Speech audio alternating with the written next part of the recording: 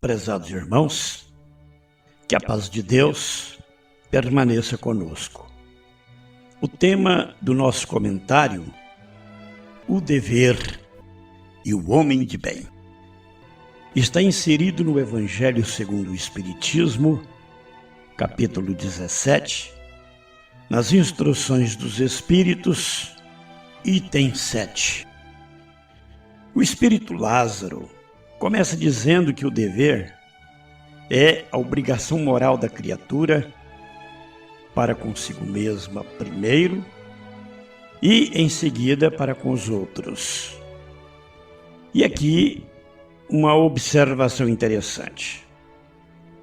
O primeiro dever moral da criatura para consigo mesma é o de se aprimorar individualmente. E neste caso, o conhecimento de si mesmo é a chave do progresso individual. E de que maneira isso acontece? Na questão 919 do Livro dos Espíritos, temos a orientação correta. Qual o meio prático mais eficaz que o homem tem de se melhorar nesta vida e de resistir à atração do mal? Porque ninguém melhora nesta vida se não tiver um domínio sobre si mesmo, no controle de suas emoções. E todos nós sabemos como somos imperfeitos, dominados ainda por paixões. O ciúme, a inveja, o orgulho, o egoísmo, infelizmente, dominam, na maioria das vezes, as nossas atitudes nas ações que praticamos. E como conseguir esse feito extraordinário do conhecimento de si mesmo? Santo Agostinho nos dá o roteiro. Fazei o que eu fazia quando vivi na terra. Ao fim de cada dia, interrogava a minha consciência. Passava em revista o que fizera e perguntava a mim mesmo se não faltara algum dever. Se ninguém tivera motivo para de mim queixar. Foi assim que cheguei a me conhecer e a ver o que em mim precisava de reforma. Aquele que todas as noites fizesse isso, diz Santo Agostinho, grande força adquiriria para se aperfeiçoar moral e espiritualmente. De fato, se perguntássemos a nós mesmos sobre o que temos feito e com que objetivo procedemos em tal circunstância, se fizemos alguma coisa que feita por outrem nos magoaria, se praticamos alguma ação, mesmo por pensamento, que não ousaríamos confessar, ou se perguntássemos a nós mesmos, se aprovesse a Deus chamar-me neste momento, teria que temer o olhar de alguém ao entrar de novo no mundo dos espíritos, onde nada pode ser ocultado, como nos adverte o Espírito Santo Agostinho?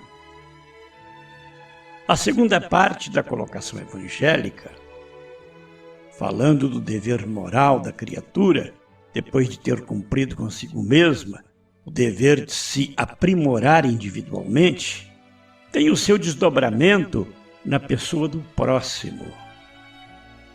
Pois ninguém consegue viver bem onde outros vivem mal. Se um órgão do corpo está doente, todo o corpo padece, sofrendo-lhe as consequências. Falando ainda do dever moral que cada criatura tem para consigo mesma e também para com o próximo, perguntamos: onde começa ele? Onde termina? A resposta vem do próprio Evangelho. O dever principia para cada um de nós exatamente no ponto em que ameaçamos a felicidade ou a tranquilidade do nosso próximo. E acaba no limite em que começa o direito dos outros. Ou seja, não faça aos outros aquilo que não deseja que os outros te façam. E para encerrar esse modesto comentário, lembramos do item 3 deste mesmo capítulo 17 do Evangelho, o homem de bem, que deve ser o alvo, o objetivo de todos nós alcançarmos. O homem de bem é o que cumpre a lei de justiça e caridade na sua maior pureza, que deposita fé em Deus, na sua bondade, na sua justiça, e nunca procura fazer justiça com as próprias mãos.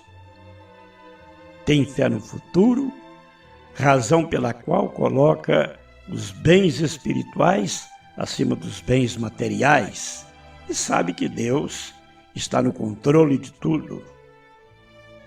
Sabe que as vicissitudes da vida, dores, decepções, são provas ou expiações que aceita sem murmurar.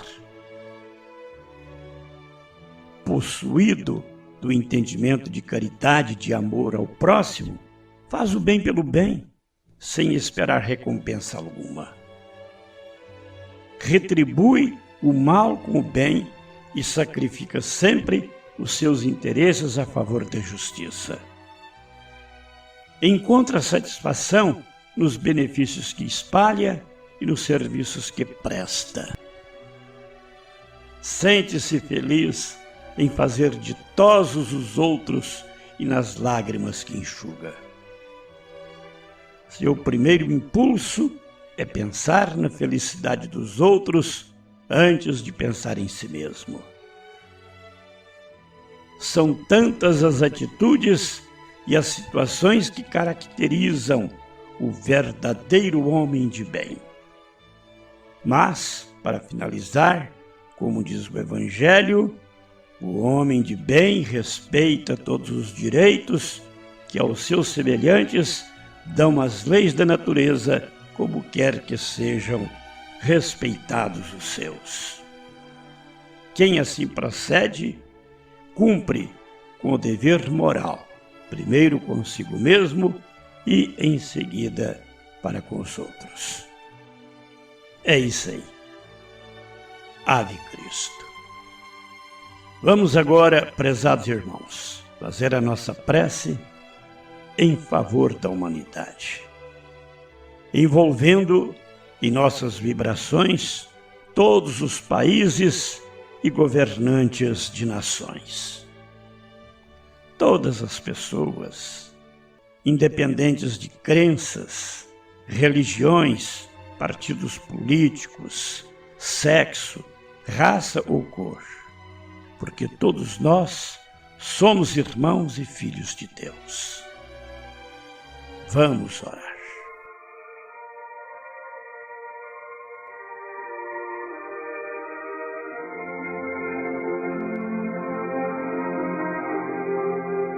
Senhor, fica comigo durante este dia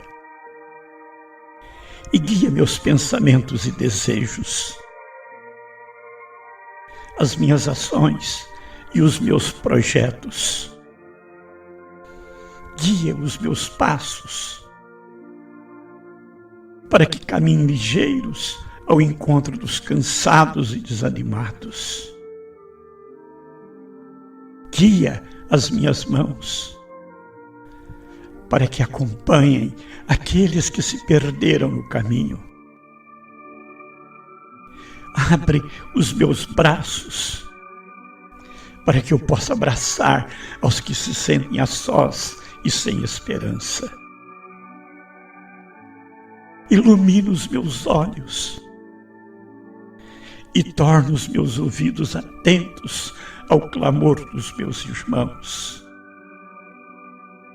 Oferece-me um coração terno, capaz de amar sem distinção.